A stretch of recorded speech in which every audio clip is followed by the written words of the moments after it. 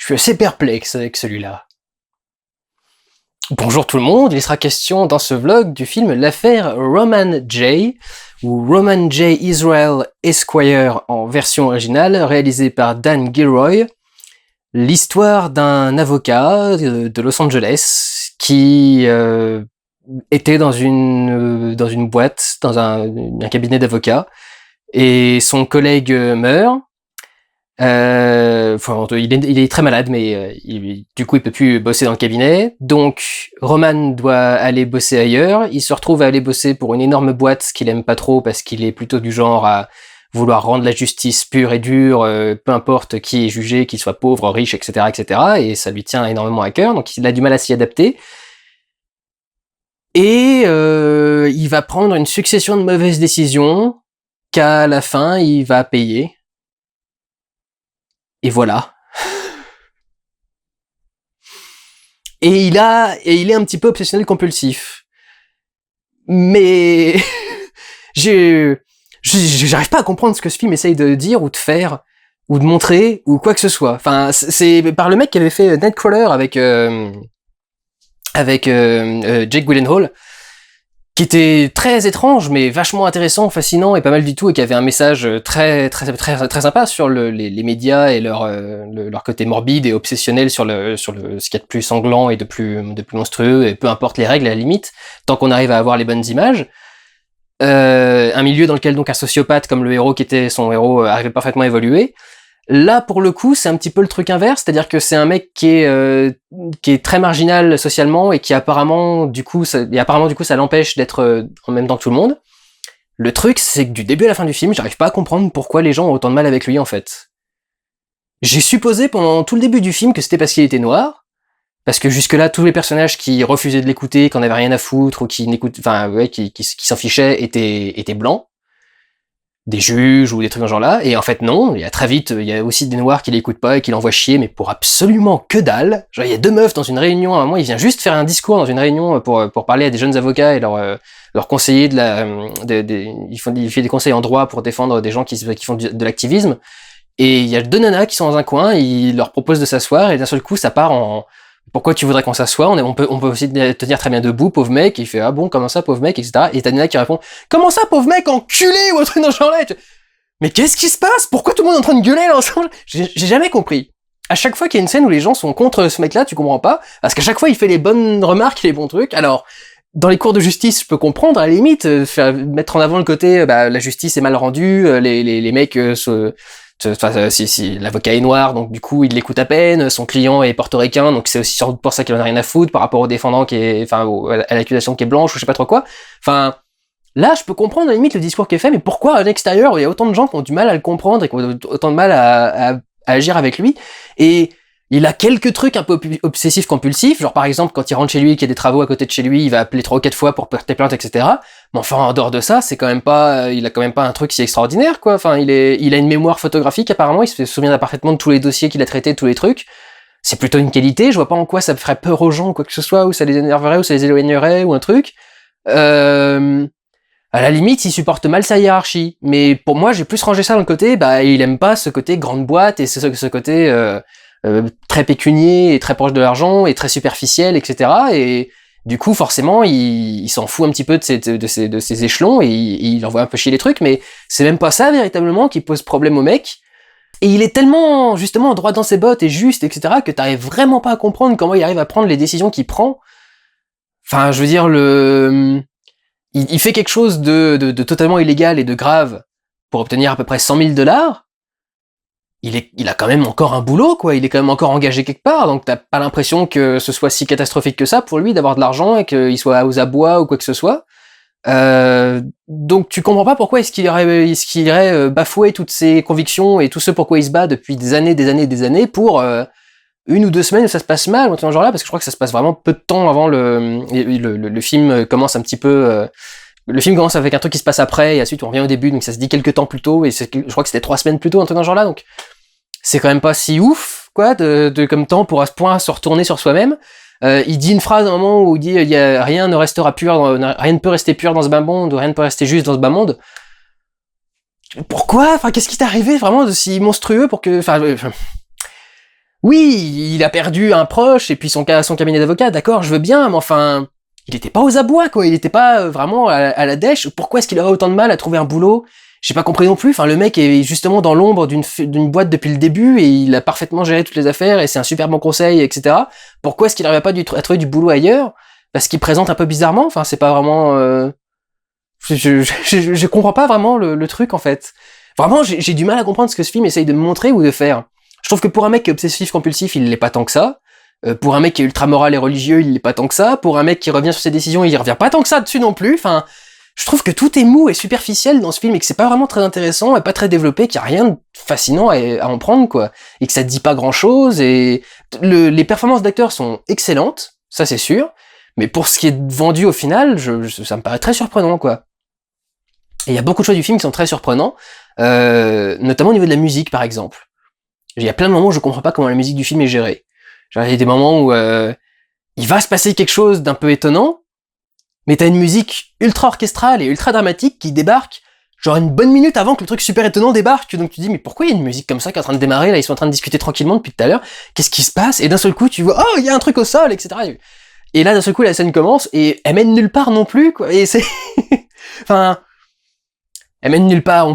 C'est encore un film pour dire que tout est vain ou un truc dans ce genre-là, je suis pas sûr, parce qu'en plus à la fin tout n'est pas vain et finalement tout ce pourquoi il s'est battu, ça finit par donner quelque chose. Et encore ça reste très superficiel parce que c'est juste un dépôt de dossier, ça te dit pas que ça va gagner ou quoi que ce soit. Enfin, est-ce que c'était quelque chose de biographique? Est-ce que ce mec a fait voter quelque chose, une loi particulière qui permettrait de faire un truc? Je ne comprends pas ce que ce film raconte.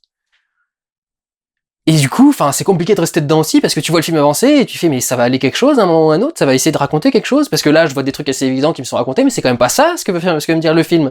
Et si a priori c'est ça. Enfin je suis très paumé par ce film, je vois vraiment pas ce qu'il essaye de dire ou de faire. Au final, ouais, c'est donc juste un film sur un homme qui enchaîne les mauvaises décisions et ces mauvaises décisions l'amènent à sa chute. Et il était un peu space. Enfin, vraiment, je comprends pas ce que tout ça est censé me dire ou former à la fin, ou quoi que ce soit. Enfin, je trouve pas ça très intéressant, quoi. Dans l'histoire, en tout cas, parce qu'au niveau de la réalisation, c'est plus intéressant. Il y a des choses qui sont mieux faites et qui sont plutôt pas mal. Juste noter aussi au passage, vite fait, il gagne du coup 100 000 $, pardon, pour avoir fait un truc. Et 100 000 $, ça te permet d'acheter un appartement de plusieurs mètres carrés dans un immeuble de grand standing en plein New York City. Je crois que le prix du marché new-yorkais est un petit peu plus élevé que ça quand même. Donc, je sais pas, c'est un peu surprenant. J'ai vraiment du mal à comprendre comment tout ça fonctionne dans ce film. Mais il y a des choses qui passent très bien, en particulier la réalisation. Il y a des plans de ce film qui sont monstrueux. Je crois que ce sont les plus gros plans en grue que j'ai vus de ma vie. Un plan en grue qui commence au niveau des toits des bâtiments. C'est pas New York, pardon, c'est Los Angeles. J'ai dit 100 000 $ pour un appartement à New York City, c'était Los Angeles.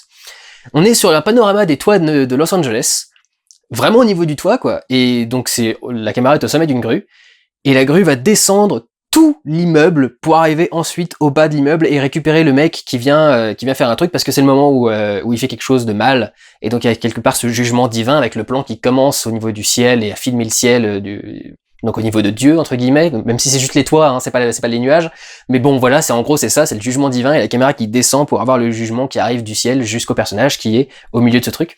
Et à la fin, on a un plan qui est un peu dans la même façon mais qui est plus joyeux, c'est pour dire qu'au final tout ça a mené quelque chose de bon, où on commence sur les vitres d'un immeuble, très très grand immeuble, le genre de truc qui arrive vraiment genre un immeuble de 7 étages, un truc dans ce genre-là.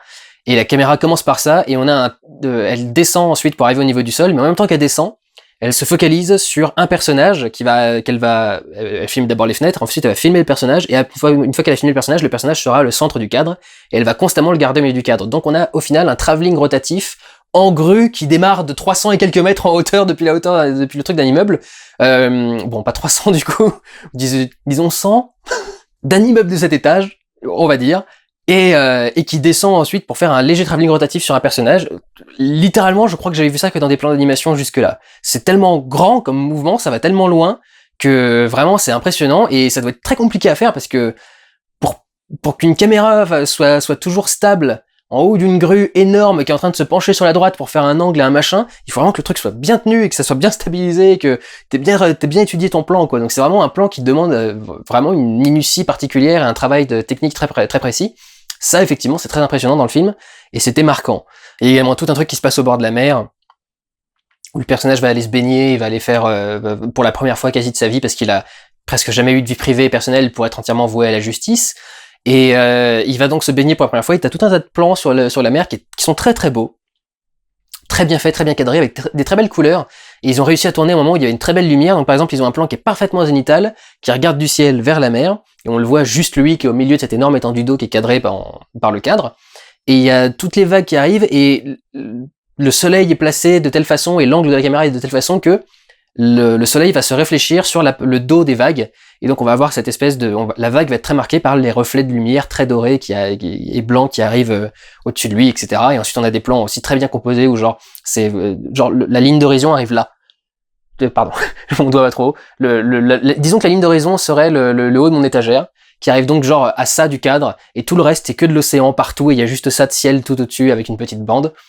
Effectivement très joli et très très bien filmé, et il y a des idées intéressantes, par exemple pour faire passer le temps et pour montrer que le temps a avancé, on va faire un plan extérieur sur l'appartement de Roman J. Israel, et on va ensuite faire un fondu où l'immeuble d'à côté qui était en construction va rajouter 2-3 étages qui n'étaient pas construits avant, et pendant le fondu tu vois les 3 étages qui se rajoutent, et tu comprends que donc il y a tout le temps de ces travaux là qui a dû passer, ce qui fait en gros une semaine ou deux, quoi, faire des étages entiers d'immeubles.